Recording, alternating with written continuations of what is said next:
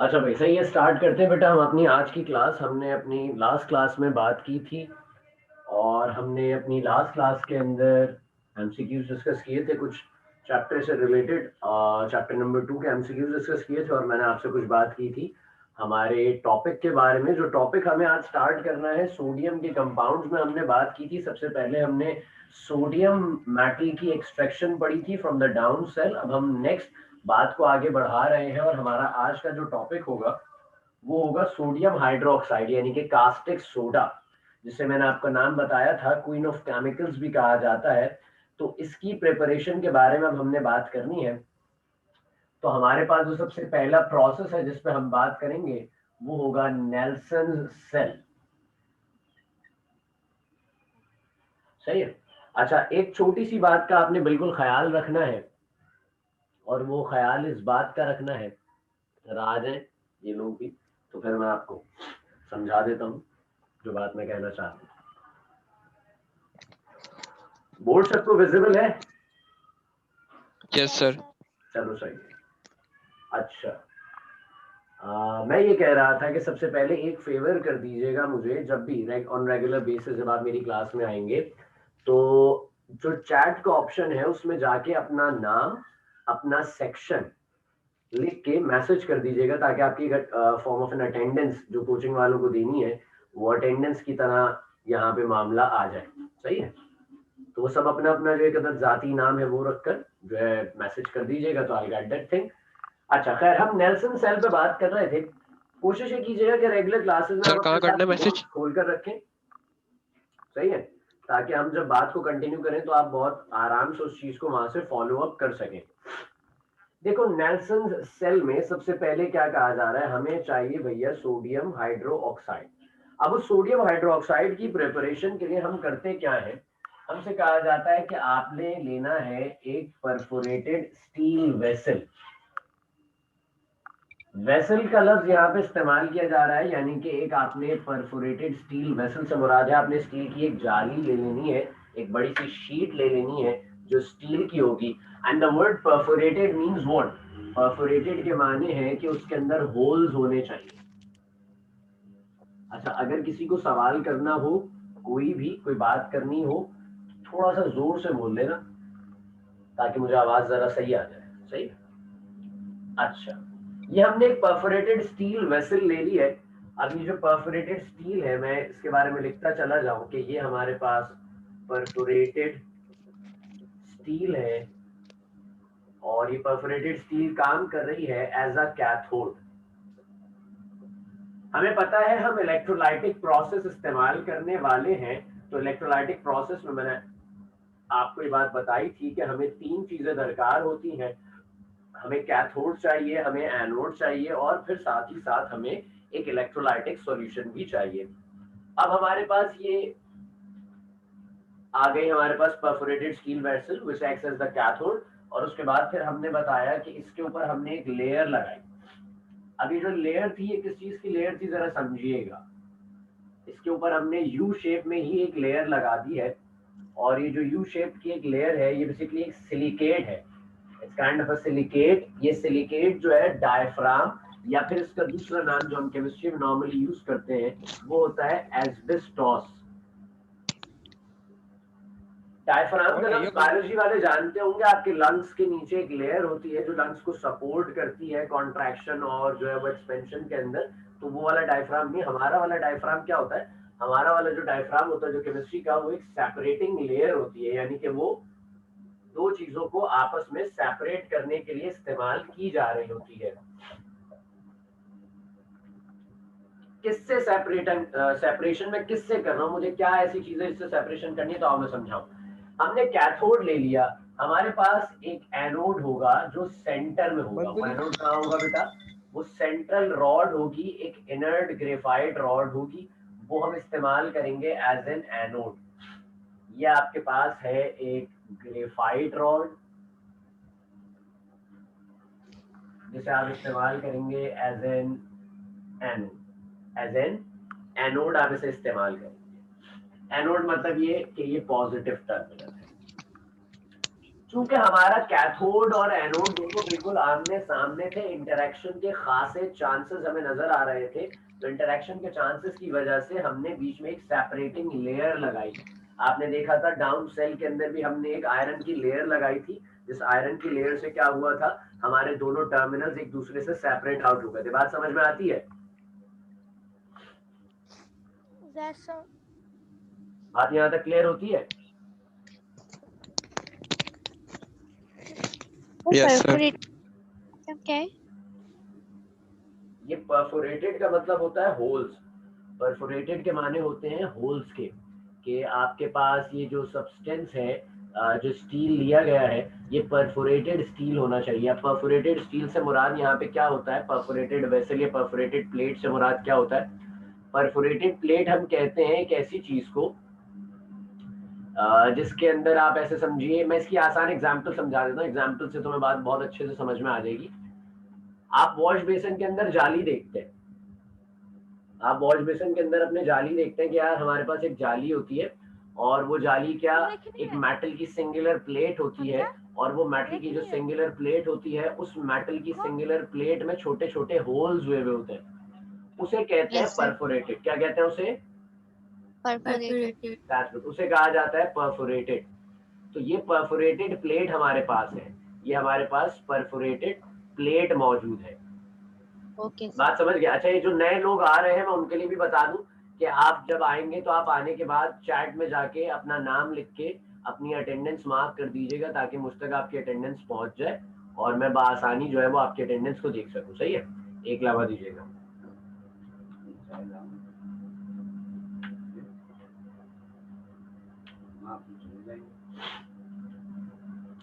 बात समझते हैं भाई? इस बात को जरा मैं आगे बढ़ा लेता हूं।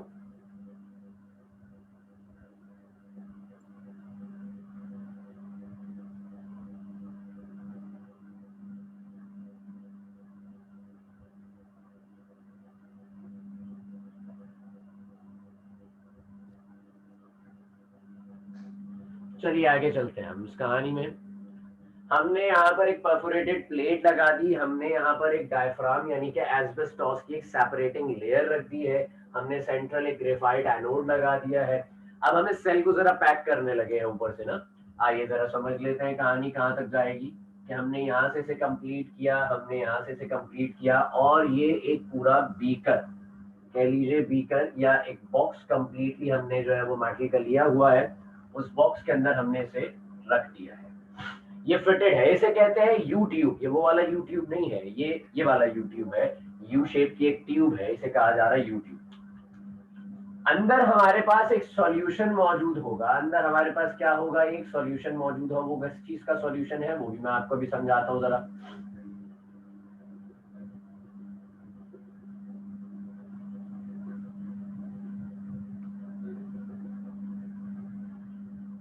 ये अंदर हमारे पास एक सॉल्यूशन है, और ये सॉल्यूशन किस चीज का है, जरा आओ सॉल्यूशन के बारे में देखते हैं। ये सॉल्यूशन है ब्राइन, ये सॉल्यूशन है मेरा बेटा ब्राइन। ब्राइन किसे कहते हैं? Concentrated solution of sodium chloride. Concentrated solution of sodium chloride को कहा जाता है brine. Concentrated solution of sodium chloride को क्या कहा जाता है मेरा बेटा? ब्राइन कहा जाता है। बात यहां तक आप मेरी समझते हैं सारे? Yes, sir. चलो बात को जरा आगे बढ़ाते हैं। ये हमारे पास एक चीज आ गई जिसे हमने नाम दिया भाई नेल्सन सेल का। अब जरा इसकी कहानी को समझने से पहले मैं आपको एक बात बताऊं, ये concentrated solution of sodium chloride है। दो तरह के सॉल्यूशंस हम बना सकते हैं, या तो हम बनाते हैं कंसेंट्रेटेड सॉल्यूशन, या फिर हम बनाते हैं अपने पास एक सैचुरेटेड सॉल्यूशन। सैचुरेटेड और कंसेंट्रेटेड सॉल्यूशंस के दरमियान फर्क किस चीज का होता है, किस बात का हमारे दरमियान में डिफरेंस है, मैं वो बात समझाऊं आपको। कंसेंट्रेटेड सॉल्यूशन किसी भी सॉल्ट का जब बनता है तो उसके अंदर सॉल्ट की मिकदार काफी ज्यादा होती है, बहुत ज्यादा मिकदार में सॉल्ट इस्तेमाल होता है। कंपैरेटिवली अगर मैं सैचुरेटेड सॉल्यूशन की नॉर्मल सॉल्यूशन की बात करूं तो उसके अंदर सॉल्ट की मिकदार कम होती है। ये मिलता किसके साथ है? सॉल्ट मिलाया जाता है पानी के साथ। सॉल्ट किसके साथ मिलाया जाता है? पानी के साथ इस सॉल्ट को मिलाया जाता है, तब जाकर एक सॉल्यूशन इसका तैयार होता है। बात यहाँ तक सबको समझ में आती है? जी सर। Yes sir. सही Yes, sir. सही। थोड़ा जोर से बोलो, मेरे ना हेडफोन में मुझे लग रहा है आवाज सही नहीं आती शायद। Yes sir. Yes sir. सही है सर। यहाँ तक हम बात बिल्कुल अपनी अच्छे तरीके से समझ गए, क्योंकि हमने कहा भाई concentrate solution of sodium chloride है, इसमें सॉल्ट की मकदार ज्यादा है कंपैरेटिवली आपके नॉर्मल सॉल्यूशन के। नॉर्मल सॉल्यूशन या सैचुरेटेड में सॉल्ट की मकदार कम होती है, पानी ज्यादा होता है। यहाँ पानी की मकदार कंपैरेटिवली नॉर्मल सॉल्यूशन के कम है, सॉल्ट की मकदार जरा ज्यादा है। अब एक छोटी सी चीज समझाने जा रहा हूँ इस पैसेज में, जरा उसको आपने अपने पास नोट भी करना है और बहुत गौर से समझना है, क्योंकि अगले सेल में भी उसका बड़ा काम आएगा। दो चीजें हैं, एक है कंसेंट्रेटेड सॉल्यूशन ऑफ NaCl और एक है नॉर्मल सॉल्यूशन ऑफ NaCl। ये दो तरह के सॉल्यूशन हैं। टर्मिनल्स कितने हैं हमारे पास? ये जो टर्मिनल्स होते हैं, जो इलेक्ट्रोड्स होते हैं, वो दो होते हैं। एक हमारे पास होता है मेरा बेटा कैथोड, एक हमारे पास होता है एनोड। एक होता है कैथोड और एक होता है एनोड। अब मैं आपको कुछ डेफिनेट बात बताने जा रहा हूं जो कि फिक्स रहती है हमेशा। देखो, मैंने कहा कि ये जो सोडियम क्लोराइड का सॉल्यूशन है, ये सोडियम क्लोराइड का सॉल्यूशन बेसिकली हमारे पास पानी के साथ मिला के बनाया गया है, यानी कि हमारे पास चीजें क्या क्या होंगी? NaCl, और हमारे पास क्या होगा? H2O। क्या मैं H2O को ऐसे लिख सकता हूँ H-OH? किसी को मसला तो नहीं है इस बात से? तानिया खलील बेटा माइक बंद कर लो अगर आप कुछ नहीं बात कर रहे तो। किसी को मसला तो नहीं है इस बात से कि अगर मैं वाटर को H-OH से लिख लूं? कोई मसला तो नहीं है? या कोई नो सर। No sir. हम लिख सकते हैं ना पानी को ऐसे? तो चलो मैंने लिख लिया। मेरे पास ये दो चीजें थी, सोडियम क्लोराइड वाटर के साथ ही मिला हुआ था ना, मेरे पास ये दो चीजें थी। चाहे मैं कंसेंट्रेटेड सॉल्यूशन की बात करूं, चाहे मैं नॉर्मल सॉल्यूशन की बात करूं, मेरे पास यही दो चीजें रहेंगी। आओ समझते हैं होगा क्या। सोडियम कौन सा आयन बनाता है हमेशा? क्या जानते हैं आप सोडियम के बारे में? सोडियम कौन सा आयन बनाता है? पॉजिटिव। पॉजिटिव आयन बनाता है। तो लाजमी सी बात है, अगर ये पॉजिटिव है तो क्लोरीन कौन सा आयन बनाएगा? नेगेटिव। अगर H और OH के अंदर मैं बात करता हूं तो H कौन सा आयन बनाता है? पॉजिटिव। और OH कौन सा आयन बनाता है? नेगेटिव। यानी कि मेरे पास either we are doing in the sense of concentrated solution, either we are doing in the sense of normal or the saturated solution। तो मेरे पास दो तरह के पॉजिटिव आयन्स हैं, एक सोडियम पॉजिटिव और एक H पॉजिटिव। मेरे पास है सोडियम पॉजिटिव और मेरे पास है H पॉजिटिव। अगर मैं यहाँ बात करूं तो मेरे पास दो तरह के नेगेटिव आयन्स हैं, एक है Cl नेगेटिव और एक है OH नेगेटिव। एक है Cl नेगेटिव और एक है OH नेगेटिव। दोनों सिचुएशंस में ऐसी होगा। अगर भले मैं कंसेंट्रेटेड सॉल्यूशन की बात कर रहा हूं या ही भले मैं आपसे जो है वो नॉर्मल सॉल्यूशन की बात कर रहा हूं, तो सिचुएशन यही रहेगी। यहाँ तक बात सबको समझ में आई? Yes sir. अब हमें ये याद रखना है, हमें इस चीज को जहन में रखना है कि कौन सा दो तरह के आयन्स हैं, सोडियम पॉजिटिव और H positive, chlorine negative, OH negative. तो इनमें से कौन सा आयन होगा जो पहले जाकर डिपॉजिट हो जाएगा? हमें इस चीज को जरा याद रखना है, बहुत एहतियात के साथ हमें इस बात को याद रखना है कि इनमें से कौन सा आयन होगा जो पहले जाकर डिपॉजिट हो जाएगा। बहुत एहतियात से समझिएगा। चाहे मैं बात करूं कंसेंट्रेटेड की, चाहे मैं बात करूं नॉर्मल की, इन दोनों ही हालतों में हमेशा H पॉजिटिव पहले जाता है, हमेशा H पॉजिटिव पहले जाता है। ये बात याद रखिएगा। हमेशा पहले कौन जाता है? हमेशा पहले कौन डिपॉजिट होता है? हमेशा पहले H पॉजिटिव डिपॉजिट होता है। जब भी हम बात करेंगे, जब भी, चाहे हम कंसेंट्रेटेड सॉल्यूशन ऑफ NaCl की बात करें या हम सैचुरेटेड सॉल्यूशन और नॉर्मल सॉल्यूशन ऑफ NaCl की बात करें, दोनों ही हालात में, दोनों ही सिचुएशंस में हमेशा पहले H पॉजिटिव जाता है। पहले कौन जाता है? H positive. ये बात यहां तक सबको समझ में आ गई मेरी? Yes sir. चलो दैट्स गुड। अच्छा ये Yes, तो sir. फिक्स हो गया, ये फिक्स हो गया। चाहे मतलब इसमें एक मिसाल दी जाती है, अट भी मेरी Yes, पट sir. भी मेरी, दोनों सिचुएशन में कहानी एक ही है, दोनों सिचुएशंस में मामलात एक ही है। चाहे कंसेंट्रेटेड हो चाहे सैचुरेटेड हो, H पॉजिटिव में ही पहले जाना है। ये बात लिख दी गई, पत्थर पे लकीर है। अब जरा बात करते हैं एनोड पे कि यहाँ कौन आएगा, यहाँ क्या होगा। देखो अगर तुम बात करते हो कंसेंट्रेटेड सॉल्यूशन ऑफ NaCl, जिसे हम ब्राइन कहते हैं, कंसेंट्रेटेड सॉल्यूशन ऑफ NaCl की बात करते हो, तो यहाँ थोड़ा सा फर्क पाया जाता है। यहाँ थोड़ा सा मुतनाज़े मामला है दीगर मामला से। अब यहाँ पे डिफरेंस क्या है, यहाँ पे थोड़ा सा डिफरेंस क्या आता है, क्लोरीन और OH दोनों में यहाँ सॉल्ट की तादाद, कंसेंट्रेटेड की जब मैं बात कर रहा हूँ ना आपसे, कंसेंट्रेटेड सॉल्यूशन ऑफ NaCl की जब मैं आपसे बात कर रहा हूँ, इसका मतलब है सॉल्ट की तादाद ज्यादा है और पानी की तादाद कैसी है, कम है। कम है। तो जब सॉल्ट ज्यादा है, जब सॉल्ट ज्यादा है, वाटर कम है, जब सॉल्ट ज्यादा है, वाटर कम है, तो Cl ज्यादा है, OH कम है। क्या कहा मैंने जुमला, मैंने कहा जब सॉल्ट ज्यादा है वाटर कम है, जब सॉल्ट ज्यादा है वाटर कम है, तो इसका मतलब Cl ज्यादा है OH कम है, Cl ज्यादा है OH कम है। बात यहां तक समझ में आती है सबको मेरी? Yes sir. अब जो चीज मेजॉरिटी में नजर आएगी, जो चीज मेजॉरिटी में होगी, पहले वो पहुंचेगी। एक टीम है, 10-12 काम एक साथ करने हैं, एक टीम है 10 लोगों की और एक वन मैन शो चल रहा है, एक अकेला बंदा है। मुझे बताओ कौन जीतेगा? Sir team. एक पर्टिकुलर पॉइंट तक आपने जो है वो पहुंचना है, एक पर्टिकुलर पॉइंट है, सारे कामों को निपटाकर आपने उस पॉइंट तक पहुंचना है। 10 लोगों की एक टीम में बहुत सारे लोग हैं और एक जगह सिर्फ एक शख्स खड़ा है, तो दोनों के अगर कंपैरिजन में बात करूं, कौन ज्यादा कॉम्पिटेंट है, कौन ज्यादा स्ट्रांग है, कौन ज्यादा अमाउंट में है? टीम वाले ज्यादा अमाउंट में है ना।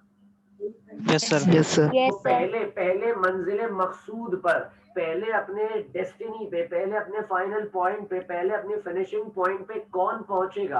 पहले वो टीम पहुंचेगी। यहाँ पर अगर मैं बात करूंगा कंसेंट्रेटेड की, तो इसमें सॉल्ट ज्यादा है, OH कम है, यानी कि सॉल्ट ज्यादा है, वाटर कम है, यानी कि Cl ज्यादा है, OH कम है। तो पहले फिनिशिंग लाइन पर, पहले इलेक्ट्रोड यानी कि एनोड पर, पॉजिटिव टर्मिनल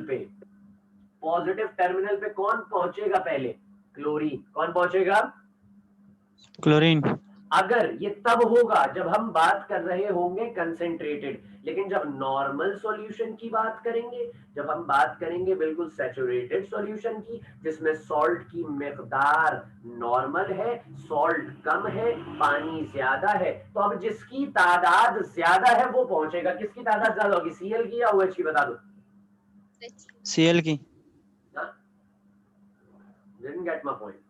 मैंने कहा अब हम नॉर्मल सॉल्यूशन में है, कंसेंट्रेटेड, सॉल्ट ज्यादा था, पानी कम था, तो सॉल्ट के जो आयंस थे वो ज्यादा थे, इसलिए Cl पहुंच गया।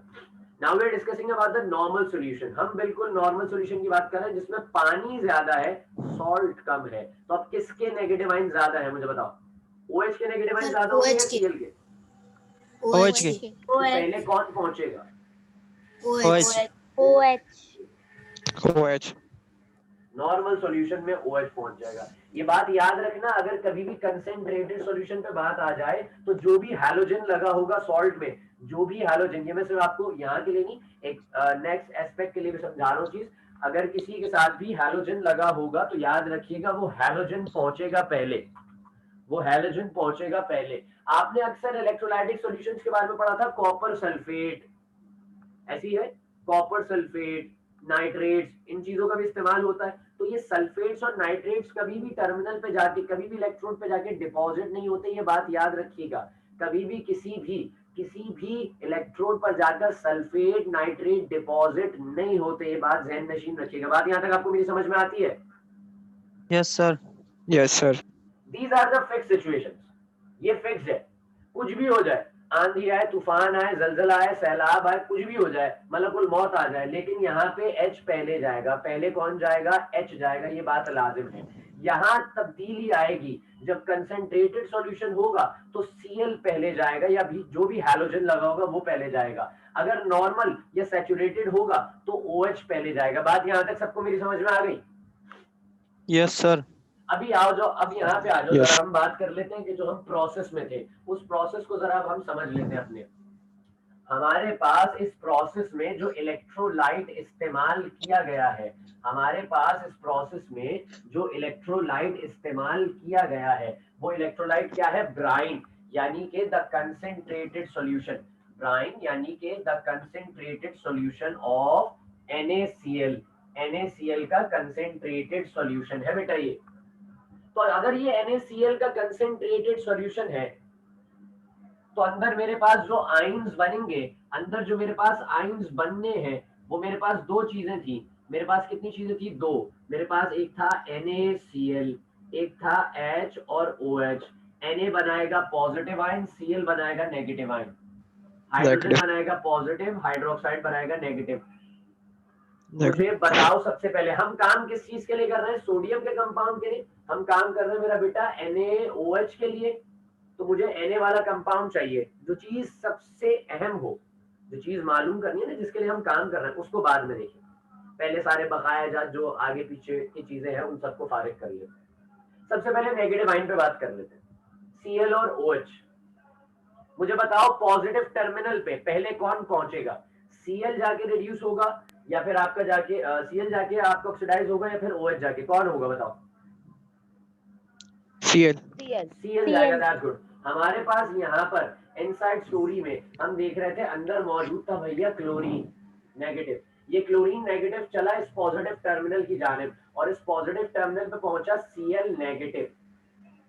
अभी Cl नेगेटिव इस पॉजिटिव टर्मिनल पर पहुंच चुका है, Cl नेगेटिव पहुंच गया। आओ देखते हैं रिएक्शन क्या हो रहा है। रिएक्शन लिख के दिखा रहा हूं मैं नीचे, आपको रिएक्शन लिखना होगा।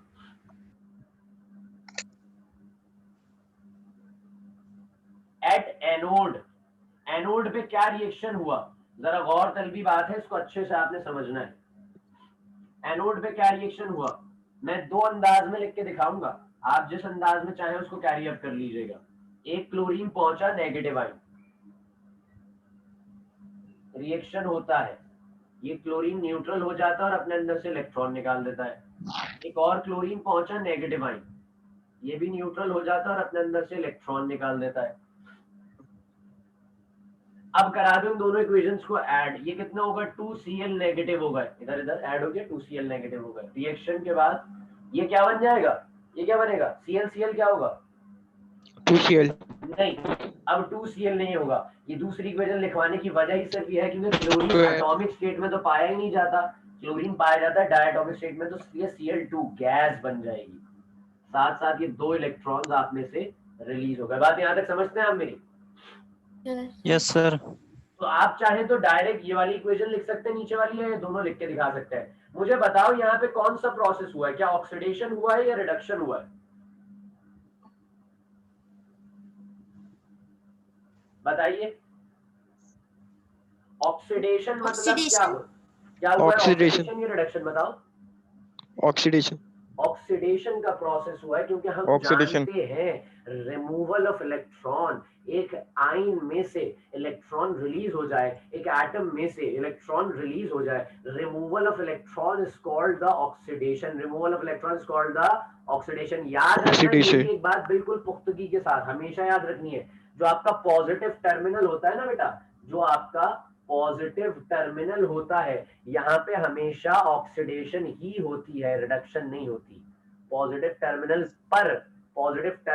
पर कोई चीज आएगी तो वो हमेशा ऑक्सीडाइज होगी। तो आप यहाँ लिखकर ब्रैकेट में दिखा सकते हैं कि ये रिएक्शन हो गया भाई ऑक्सीडेशन। क्या हो गया यहाँ पे? Oxidation. बात यहाँ तक मेरी आप सब समझ गए? Yes, sir. Yes, sir. चलो चलो, ये बात अच्छी हो गई, आप मेरी बात बिल्कुल समझ गए हैं। आइए इसको आगे लेकर चलते हैं अब कहानी को। हमारे पास ऑक्सीडेशन हो गया, एनोड की कहानी खत्म, यानी कि ये जो Cl वाला मामला था, Cl निकल गया, Cl चला गया, अभी ये सब बचे। नेगेटिव टर्मिनल, पॉजिटिव टर्मिनल की कहानी हो गई, OH बचा हुआ। सर OH के क्या करें? अभी पड़े रहे, देखते हैं क्या करते हैं इसको, जो भी सीन बनेगा कर देंगे। अब आते हैं जरा यहाँ, नेगेटिव टर्मिनल पे कौन पहुंचेगा, मुझे कोई बताएगा जरा। हमारे पास दो तरह के पॉजिटिव आयन है, सोडियम पॉजिटिव और H पॉजिटिव, कौन पहुंचेगा? Na positive. H positive पहुंचेगा। H positive। मैंने यहाँ H पर positive। इतनी लंबी कहानी सुनाई थी अभी, जिन लोगों ने Na पॉजिटिव कहा है उनसे कह रहा हूँ, इतनी लंबी कहानी सुनाई थी, हमेशा Na पॉजिटिव नहीं H पॉजिटिव जाता है, हमेशा H पॉजिटिव जाता है, either it is the concentrated solution और द नॉर्मल सैचुरेशन सॉल्यूशन, हमेशा H पॉजिटिव जाता है। तो आपका ये जो कैथोड था जो कि परफोरेटेड स्टील वेसल थी, इस पर पहुंचेगा आपका H पॉजिटिव। क्लोरीन की कहानी खत्म हो गई, इसको भी हम मिटा, अभी यहाँ पे पहुंचेगा मेरा बेटा H पॉजिटिव, यहाँ पहुंचा H पॉजिटिव। H पॉजिटिव पहुंचेगा, पहुंचने के बाद क्या है, इलेक्ट्रॉन गेन करेगा या लूज करेगा, मुझे बताओ। ये H पॉजिटिव है, इसे भी न्यूट्रल होना है, हर इलेक्ट्रोड पे जाके हर आयन कोशिश करता है मैं न्यूट्रल हो जाऊं, इस H पॉजिटिव को भी न्यूट्रल होना है, तो क्या करेगा, ये इलेक्ट्रॉन लूज करेगा या गेन करेगा? गेन करेगा। गेन करेगा, दैट्स गुड। आओ देखते हैं, अब हमने बताया एट कैथोड क्या हुआ, कैथोड की कहानी सुना रहे। कैथोड पे क्या हुआ मेरा बेटा, आपका पहुंचा H पॉजिटिव, जाके इसने किया एक electron gain, it will become H।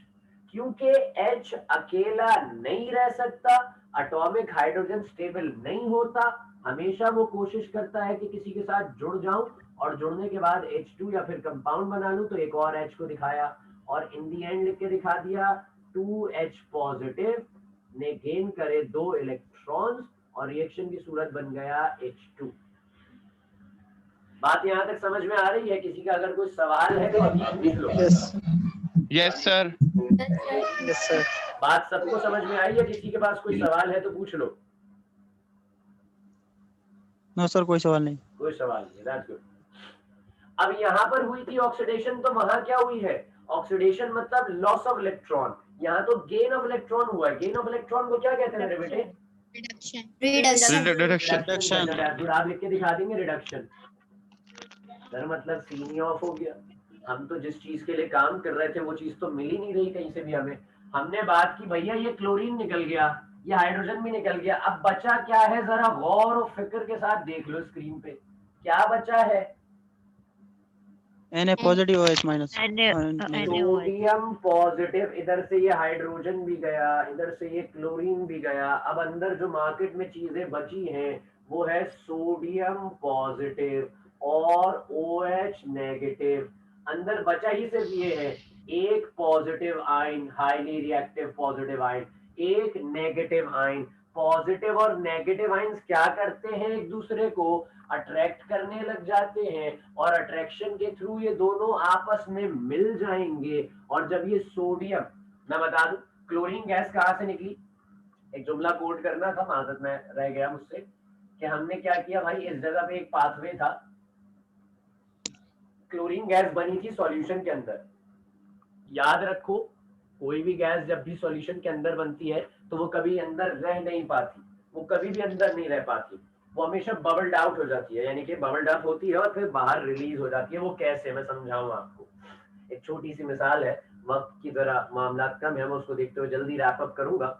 आप लोगों ने अक्सर और बेशतर ये काम किया होगा बचपने में अपने, अब तो माशाल्लाह मैच्योर हो गए सारे, मैं जानता ही हूँ तकरीबन फॉर्म को शक्ल से तो अच्छी तरह, तो अब माशाल्लाह मैच्योर हो गए, लेकिन ये काम सबने किया होगा अपने बचपन में। अक्सर जो है वो नहाते हुए एक बाल्टी जिसमें पानी भरा हुआ होता है और वो एक मग्गा जिससे हम नहाते हैं, उस मग्गे को जो कि खाली था उसे आपने उल्टा किया, अंदर कुछ नहीं, आपने उल्टे मग्गे को एक बहुत ही प्रेशर के साथ बाल्टी के अंदर भरपूर प्रेशर के साथ आप उसे ले गए नीचे सतह तक, नीचे सतह तक आप ले गए। आप झांक कर देख रहे हैं, बड़ा मजेदार सा मंजर है, झांक कर आप देख रहे हैं, नीचे आपको नजर आ रहा है कि यार उस वो जो मग्गा था, वो जो एक प्याला सा था, उसके अंदर थोड़ा सा पानी ऊपर चढ़ा है, बाकी पूरा खाली है, और आपके हाथ पर you are feeling some pressure, you are feeling some pressure. आप थोड़ा सा स्लाइड करते हैं, यहाँ से बबल्स निकल कर बाहर आते हैं, और जैसे ही आप हाथ हटाते हैं तो एक मिसाइल की तरह वो बाहर निकल आता है। क्यों हुआ ऐसा, ऐसा क्यों होता है? क्योंकि वो चीज जब अंदर जाती है तो अंदर गैस है, वो गैस इस लिक्विड में डिसॉल्व जितनी हो सकती थी, ऑक्सीजन है ना हमारे एटमॉस्फेयर में, ऑक्सीजन तो 2% डिसॉल्व होती है एट द रूम टेम्परेचर, वो थोड़ी बहुत डिसॉल्व हुई, बाकी बच गई। अब वो गैस बाहर निकलना चाहती है, वो पानी में डिसॉल्व नहीं होगी, तो जैसे ही आप हटाते हैं हाथ, प्रेशर के साथ बबल्स बनाकर वो गैस बाहर आ जाती है। तो क्लोरीन गैस भी इसी तरीके से, क्लोरीन गैस भी इसी तरीके से बबल्स बनाकर यहाँ से बाहर निकल गई। जब हाइड्रोजन गैस बनी तो हाइड्रोजन गैस भी इसी तरीके से यहाँ से बबल्स बनाकर बाहर की जानिब निकल गई। बात समझ में आती है सबको यहाँ तक मेरी? Yes sir. और फिर उसके बाद बिल आखिर जब हमारी क्लोरीन गैस भी जा चुकी है और हाइड्रोजन गैस भी जा चुकी है, तो बिल आखिर हम इस नतीजे पर पहुंचे कि भैया अब हमारे पास एक चीज बनकर तैयार हुई जो अंदर ही बचे हुए बकाया जात यानी कि रेजिड्यूज जो हमारे पास बचे थे पूरे सॉल्यूशन के, उससे बनी सोडियम और हाइड्रोक्साइड को मिला के NaOH। डायफ्राम क्या है? डायफ्राम को मैं फिर थोड़ा सा बयान करूं, डायफ्राम की एक और एबिलिटी बयान करूं। ये एक सेपरेटिंग लेयर तो है, लेकिन ये एक ऐसा सब्सटेंस है जिसमें से स्लोली सॉल्यूशन सीप होता है। मैं आसान समझा दूं आपको। सीपिंग मतलब कहते हैं रिसना। रिसना कैसे होता है, रिसना किसे कहते हैं, मैं आसान करूं आपको। आप अपनी कभी वालदा का दुपट्टा लीजिए, ये लड़कों के लिए है, खवातीन के तो अल्हम्दुलिल्लाह अपने होते हैं। तो आप अपनी वालदा का दुपट्टा लीजिए और उस दुपट्टे को 4 तह में आप लपेट दीजिए। अब वो एक मोटा सा कपड़ा बन गया। आप उसे लेकर जाइए, पानी थोड़ा सा उसके ऊपर डाल दीजिए और चारों कोनों को उसको पकड़ कर रखिए। आप देखेंगे एक लेयर गीली हुई, फिर दूसरी लेयर गीली हुई, फिर तीसरी लेयर, फिर चौथी लेयर के बाद एक कतरा, एक एक करके कतरा टपकना शुरू होगा। इसे कहते हैं स्लोली सीपिंग। क्या कहते हैं इसे? Slowly seeping. तो ये डायफ्राम के अंदर से ये जो सोडियम हाइड्रोक्साइड बना था, ये सोडियम हाइड्रोक्साइड आहिस्ता आहिस्ता रिसना शुरू हुआ, स्लोली सीपिंग स्टार्ट हुई। और जब हमने स्लोली सीपिंग देखी तो ये स्लोली सीपिंग, क्योंकि हमने तो परफोरेटेड प्लेट लगाई थी। परफोरेटेड प्लेट मतलब एक ऐसी प्लेट जिसके अंदर होल्स हो, मेटल की एक ऐसी लेयर जिसमें होल्स हुए हुए हो, उसे कहते हैं परफोरेटेड प्लेट। ये लफ्ज आपने पहले सबसे पहले तो नहीं कहूंगा, लास्ट ईयर भी आपने एक लफ्ज पढ़ा था यही वाला, चैप्टर नंबर 3 के अंदर पढ़ा था अपनी फर्स्ट ईयर केमिस्ट्री में, जहां पे आप प्रोटॉन की डिस्कवरी पढ़ रहे थे गोल्डस्टीन की, जो परफोरेटेड प्लेट से हुई थी, परफोरेटेड कैथोड से। तो ये परफोरेटेड प्लेट है। इस परफोरेटेड प्लेट में से ये सॉल्यूशन आपका बिलाकर नीचे गिरना शुरू हुआ। आपने नीचे एक डिश रखी हुई थी, एक कैचिंग ट्रे रखी हुई थी, जिसमें आपने सोडियम हाइड्रोक्साइड को जमा कर दिया। बात यहां तक सबको समझ में आ गई मेरी? Yes sir. कोई सवाल है किसी के पास तो पूछ लो।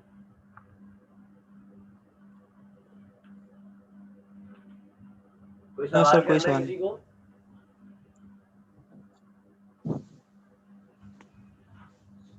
Yes sir. हाँ भाई अनम सलीम, कोई सवाल तो नहीं है आपका? यस सर, मुझे है।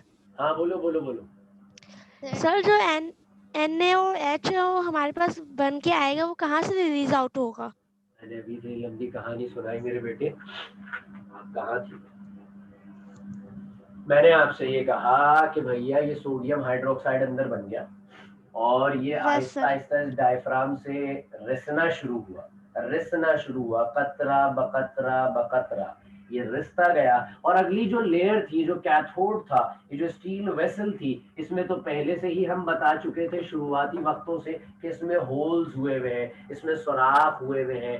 तो आहिस्ता आहिस्ता जब वो डायफ्राम से पास हुआ तो इसके सुराखों से गिरते हुए नीचे की जानिब गिरा और नीचे उन सुराख से, उन होल्स में से पास होकर, उस परफोरेटेड प्लेट से पास होकर नीचे हमने एक डिश रख ली। उस डिश के अंदर इसको कतरा करके हमने जमा कर लिया। समझ में आ गया? यस सर, आ गया। Yes sir. हाँ भाई हुजैफा, यस सर। समझ में आ गया बेटा? Huzaifa Zakir, yes sir. सही है। अब्दुल्ला अफजल, यस सर, समझ में आ गया। सही है। अच्छा भाई Fasiur Rahman, yes sir. Umaira Yasin, yes sir, आगे समझ। बाकी सारी कौम भी, सानिया, अलिशबा, नासिर, सर समझ में आ गया। Yes sir. सही। जी सर। मतलब मेरे ख्याल में it's kind of a physical class ही हो गई है हमारी, तो समझ लो वैसा ही है मामला, या डिफरेंट है? यस सर वैसे ही है सर वैसा ही है जैसे क्लास में तो। बस बेहतरीन हो गया फिर। बस अब क्लास में बैठे हुए नहीं है बस ये भाई ये है, मैंने आपसे कहा था कि आपके घर की छत होगी पंखा, आपके घर का होगा दरवाजा, आपके घर का होगा बस दोस्त नहीं होगा बराबर। खैर तो यहाँ से हम लोगों ने इंशाल्लाह अपनी नेक्स्ट कल की क्लास को कंटिन्यू करना है मेरा बेटा। हम अपनी कल की क्लास कंटिन्यू करेंगे यहीं से बिल्कुल ताकि अच्छा जितने लोगों ने अटेंडेंस नहीं लगाई है, एक लम्हा और दे रहा हूँ मैं, चैट पे जाके फौरन से अपना नाम लिखिए, अपना सेक्शन भी लिखना था। ये जितने लोगों ने मैसेज किया है सबने सिर्फ अपने नाम लिख दिए, कुछ लोगों ने सेक्शन लिखे हैं, बाकी ने सेक्शन नहीं लिखे।